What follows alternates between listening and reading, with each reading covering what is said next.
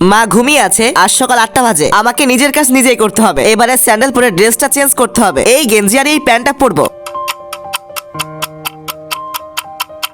হয়ে গেছে। এবারে কাপড়টা বাথরুমে রেখে আসি। এবারে ডাস্টবিনে ময়লা ফেলাতে হবে। এই পলিটাকে ভালো করে সেট করতে হবে। এবারে ময়লা ফেলতে পারবো। 8টা 5 বাজে। এবারে আমাকে দাঁত ব্রাশ করতে হবে। গলায় কাপড়টা পরে দাঁত ব্রাশ করি।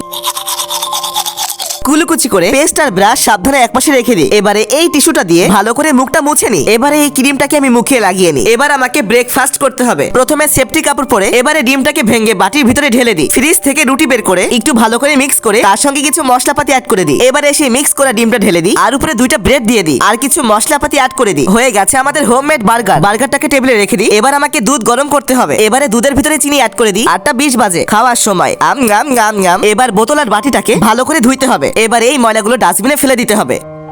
8টা 40 বাজে। এবারে আমাকে পড়াশোনা করতে হবে। এটা কি বলতো? এটা হচ্ছে অ্যাম্বুলেন্স। অসুস্থ হলে অ্যাম্বুলেন্সে করে হাসপাতালে নিয়ে যেতে হয়। একদম ঠিক বলেছো। এবারে ঘরটা ভালো করে পরিষ্কার করতে হবে। এই ময়লাটা ডাস্টবিনে ফেলে দিই। এখন 9টা বাজে। এবারে এই ময়লা ভরা পলিথিনটাকে লিফটে করে নিচে গিয়ে ডাস্টবিনে ফেলে দিতে হবে। তুমি কি করছো কমেন্টে বলে দিও। একটু দাঁড়াও। আইসক্রিম এবং চকলেট খেলে লাইক সাবস্ক্রাইব দুইটাই করো।